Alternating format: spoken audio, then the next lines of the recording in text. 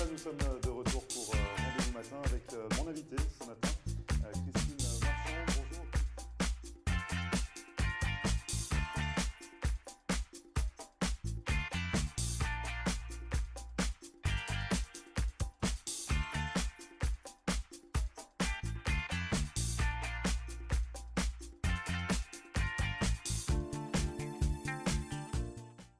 Bonjour à tous, bienvenue, merci de regarder Rendez-vous Matin pour cette nouvelle émission. J'ai le plaisir de recevoir une personnalité haïtienne influente dans le district scolaire de Palm Beach. Il s'agit de Bito David, on va parler avec lui de sa carrière, de son parcours, mais également de sa vie ici aux États-Unis. Bonjour Bito. Salut Grégory, c'est un plaisir pour moi d'être sur Rendez-vous Matin et je pense que je vais avoir du plaisir converser avec vos téléspectateurs. Eh ben, j'espère, on va parler donc avec vous, je l'ai dit, une personnalité haïtienne influente dans le district scolaire de Palm Beach. Donc on va parler d'éducation forcément, on va parler un petit peu de ce que vous faites ici aux États-Unis. Mais ce qui est intéressant peut-être c'est de revenir sur votre parcours. Vous êtes originaire d'Haïti, vous avez fait toute votre formation en agronomie. En Haïti, c'est bien ça? Mais bien sûr, je suis d'origine haïtienne. Je suis né dans une petite ville qui surplombe la capitale haïtienne, la capitale Port-au-Prince. Et puis c'est là que j'ai fait mes études primaires, mes études secondaires. Et puis après, je suis allé à la faculté d'agronomie et de médecine vétérinaire pour décrocher un diplôme d'ingénieur agronome. Donc vous êtes ingénieur agronome. Qu'est-ce qui vous a attiré finalement en Haïti? Pourquoi vous avez souhaité vous tourner sur des études d'agronomie?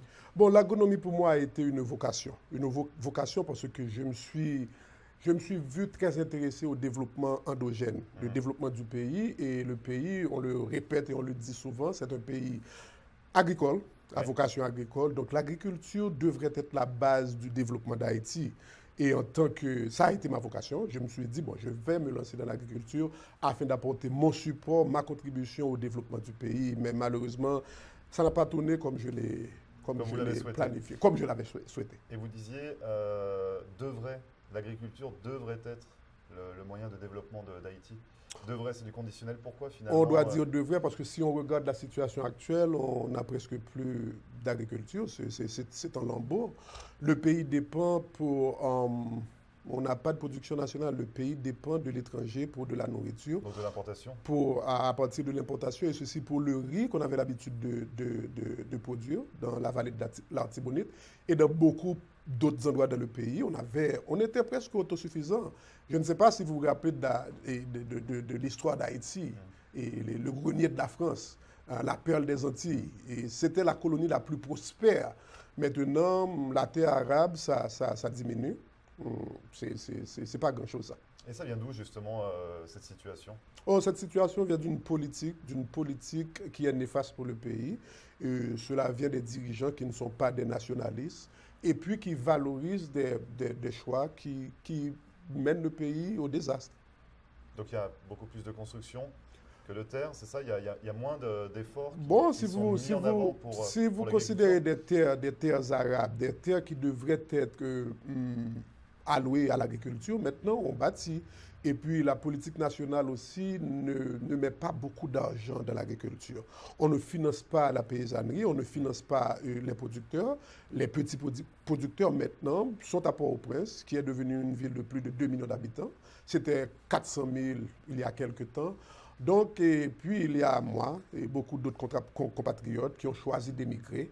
Donc c'est un pays qui va contre ce que je peux dire, devrait être la vocation économique.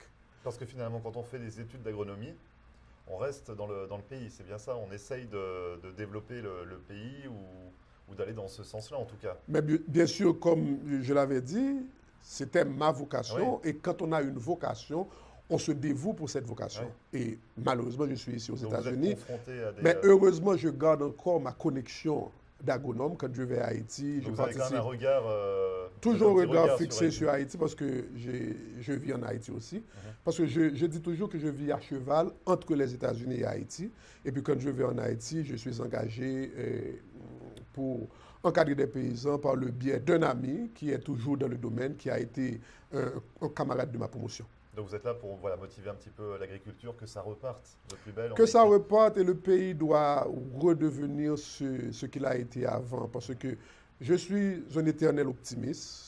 Et le pays est en lambeaux, la situation politique est chaotique, la situation économique et sociale, on a beaucoup à redire de cela, mais quand même, je crois que si on a des citoyens engagés, et je suis un citoyen engagé, on doit avoir beaucoup plus de citoyens engagés pour remettre ce pays sur les rails du développement vers des choix politiques, économiques et sociaux qui sont beaucoup plus appropriés au développement local. On ne doit pas se retourner sur l'étranger, dépendre de l'aide internationale, dépendre de la production internationale, dépendre des biens et ressources internationaux, et ce n'est pas le bon choix économique.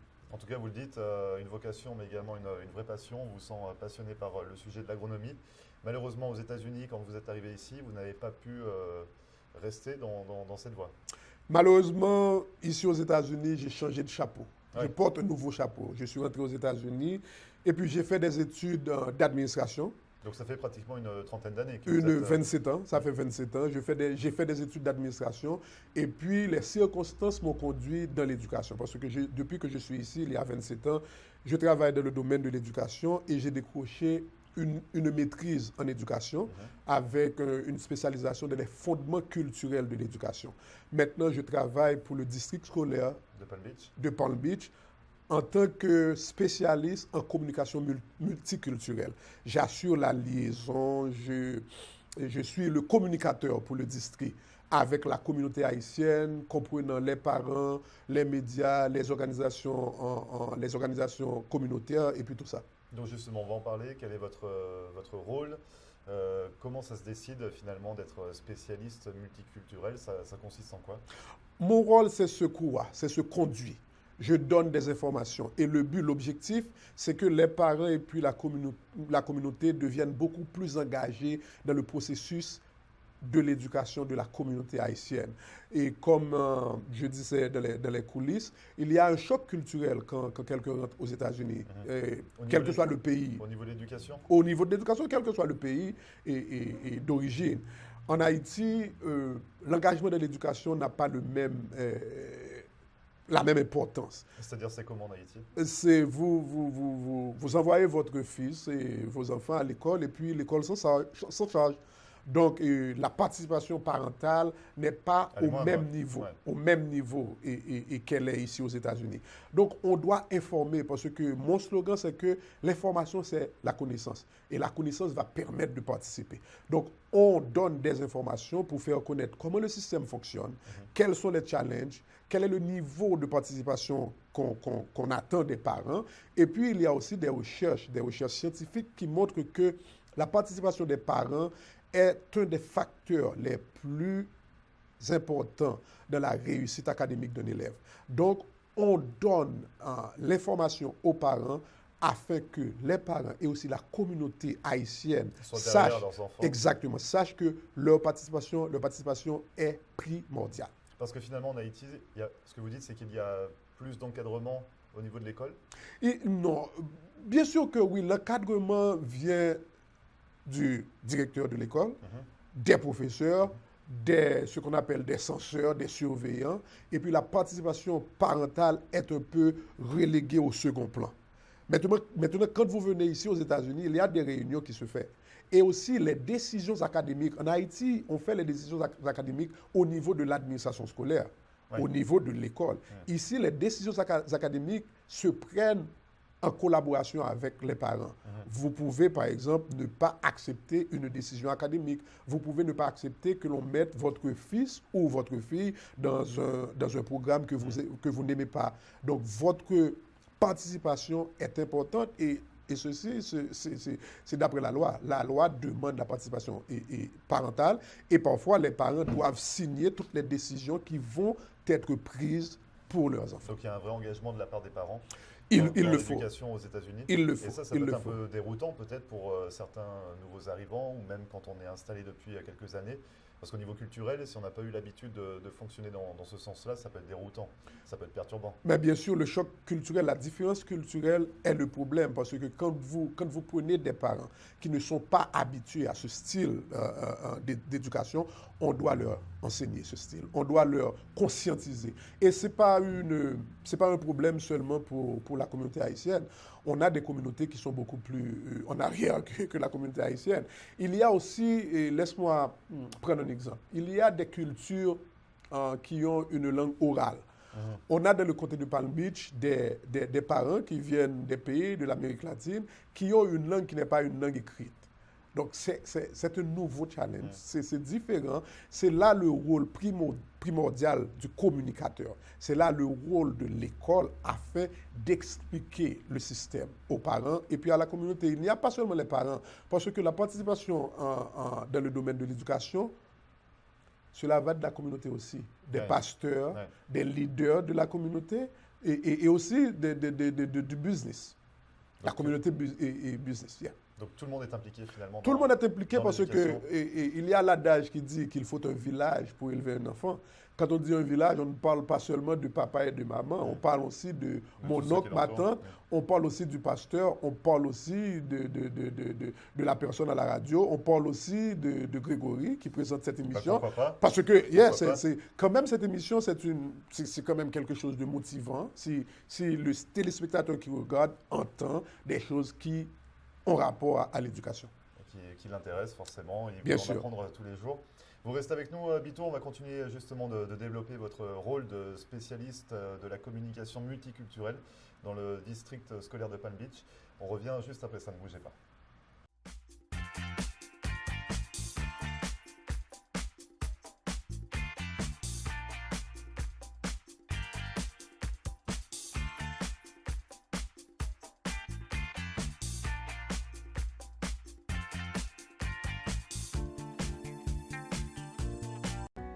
Richard's Motel Family of Lodgings est une entreprise de services qui offre différents types d'hébergements répartis sur 7 complexes dans les régions de Hollywood et Hallandale Beach.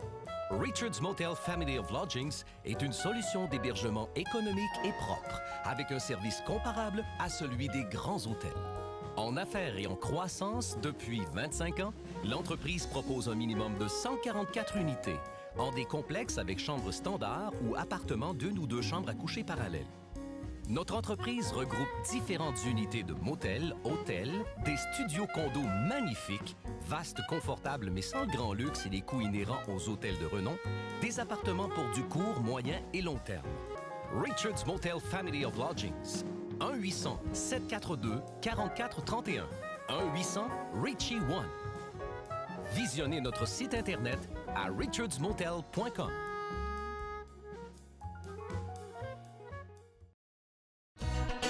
Located at 13720 Southwest 88th Street is L'Erlambe, Miami. Come see us for the very best in fine Haitian cuisine. Our food is always fresh and authentic. Dine in or carry out. And yes, catering is available. Come let Master Chef Yoli help you create the perfect menu for your next event. Call your order in advance. Call 305-383-0442. That's L'Erlambe, Miami.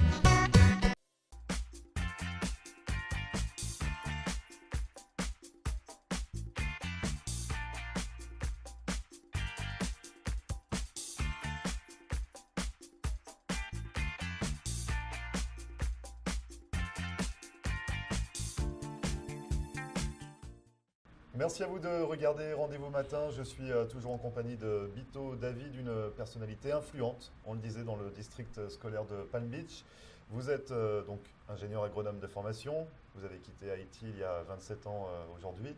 Vous êtes aujourd'hui spécialiste de la communication multiculturelle. Oui, maintenant je suis un éducateur de circonstances. Ingénieur agronome de vocation, de formation et puis éducateur de circonstances. Et donc on a développé dans la première partie un petit peu la fonction de ce spécialiste de la communication multiculturelle. Mais au quotidien, ça se passe comment vos journées de travail? Comment vous arrivez un petit peu à sensibiliser la communauté, donc haïtienne principalement? Au quotidien, ce qu'on fait, on communique. Et pour communiquer, on utilise toutes les plateformes possibles. Je sais que maintenant, il y a des plateformes qui sont beaucoup plus populaires. Avec la technologie, on parle de les réseaux sociaux. Les réseaux sociaux, Facebook, Twitter, Instagram. Et on a des newsletters, des revues électroniques, et puis on a l'Internet.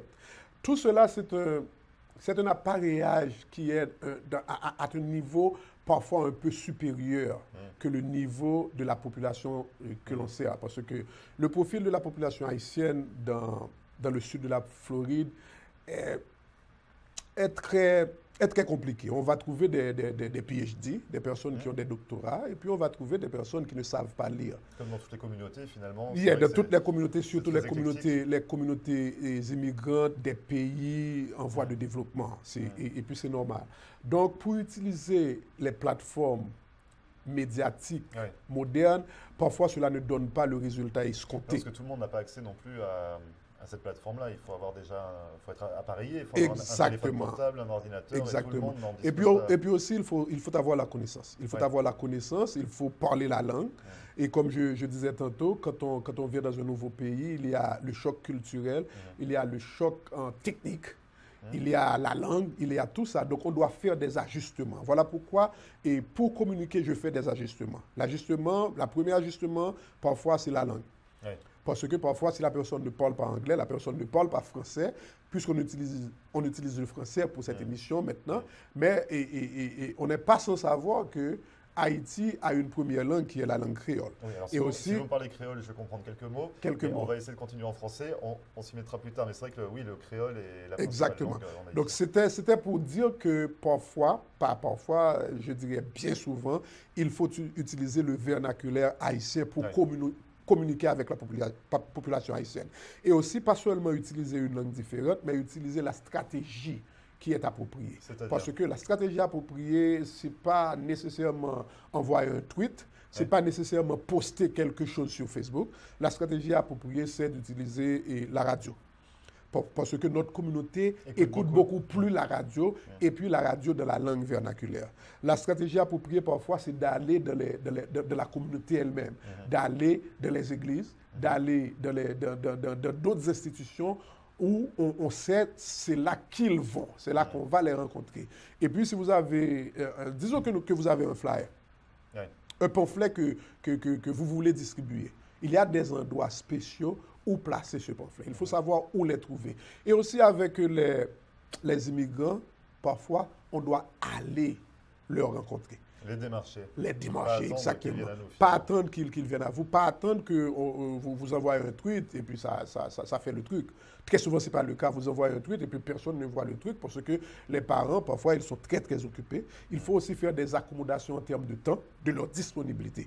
Donc, on doit concilier tout ça. Leur langue, leur culture, leur disponibilité, parce qu'ils font face à des défis économiques et sociaux qui sont beaucoup plus graves que le résident normal américain. Et après une vingtaine d'années d'exercice, finalement, de fonction dans l'éducation, est-ce que vous avez remarqué une amélioration, un changement, finalement, de situation? Mais bien sûr, il y a un changement de situation parce que quand vous analysez la situation de la population haïtienne dans le sud de la Floride. Quand on parle du sud de la Floride, on parle des trois comtés, Miami-Dade, on parle de Dade, Broward et puis Palm Beach. Donc, on doit accepter qu'avec le temps, il y a une amélioration parce que la population haïtienne a quand même progressé. Il y a beaucoup plus d'intellectuels, il y a beaucoup plus de stations de radio, il y a beaucoup plus d'écoles qui sont en dévolu pour enseigner la population haïtienne. Il y a maintenant, nous avons des représentatifs dans le domaine politique. Donc, on fait du progrès, mais il y a toujours du pain sur la planche. Il y a beaucoup à faire parce que on reçoit toujours d'autres immigrants. Et puis à chaque fois qu'il y a un migrant qui vient, c'est un travail qui recommence.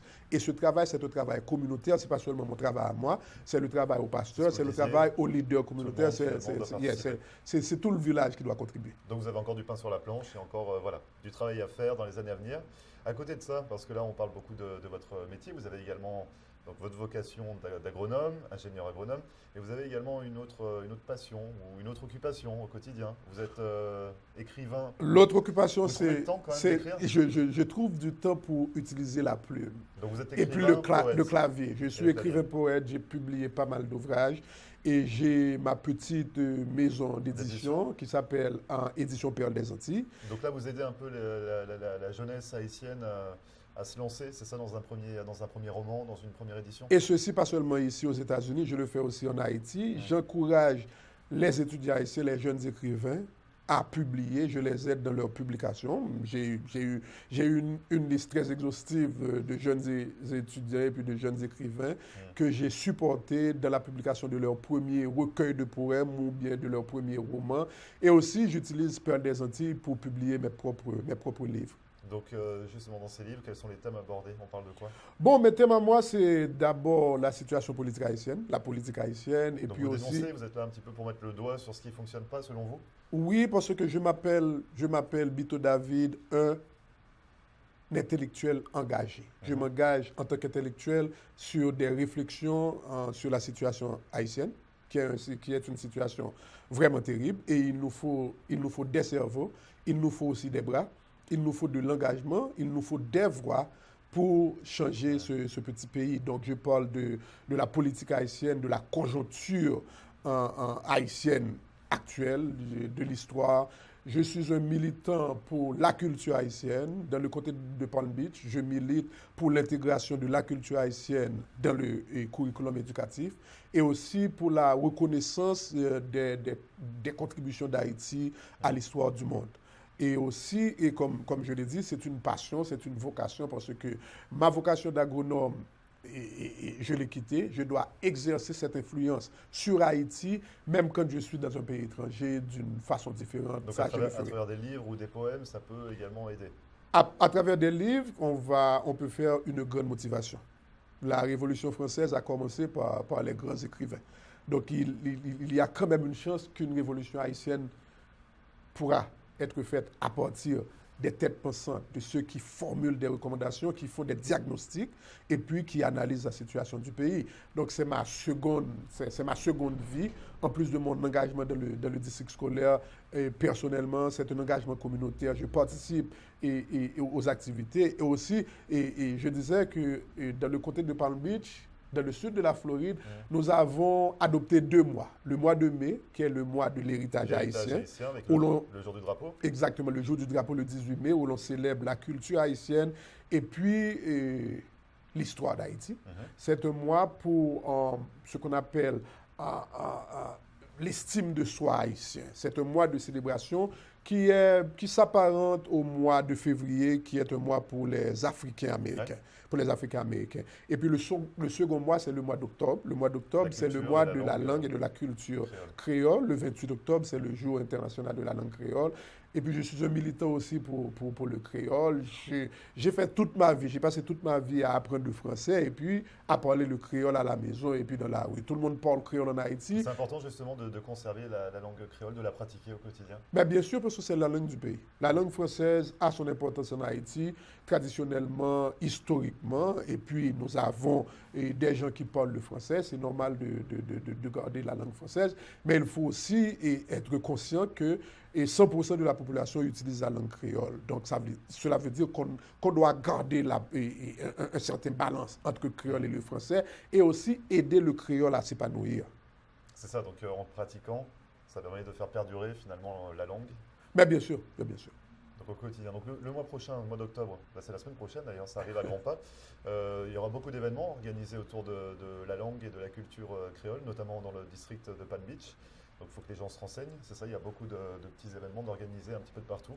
La célébration de la culture créole et de la langue créole pendant le mois d'octobre, ce n'est pas seulement dans le côté de Palm Beach, ce n'est pas seulement à Broward ou bien à Dade, c'est quelque chose d'international. Il y a des pays en Afrique qui parlent le créole, qui ont des cultures créoles, il y a des pays dans les Caraïbes. Donc, ce n'est pas surtout, et ce n'est pas seulement ici, c'est quelque chose de mondial, et puis il y aura tout des tas d'événements. On va publier ça afin que les gens participent. Et donc, vous en ferez partie, bien évidemment. Il y a Jenan aussi, Jenan Saint-Fleur-Gourgue, en charge de la Chambre de commerce. Jenan Saint-Fleur-Gourgue, ma partenaire de la Chambre de commerce. Qui a parlé il y a quelques jours dans l'émission Rendez-vous Matin, et qui nous avait parlé de sa soirée Pink Noir. Oui.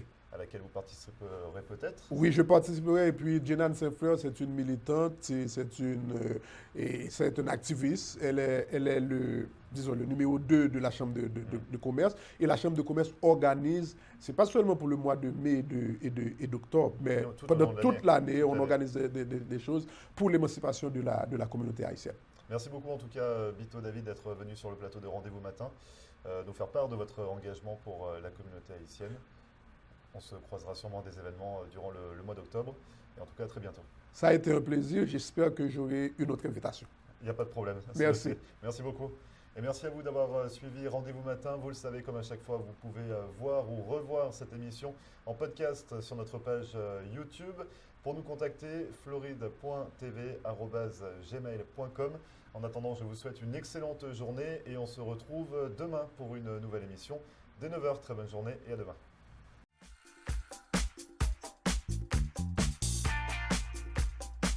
Et voilà, nous sommes de retour pour Rendez-vous Matin avec mon invité ce matin, Christine.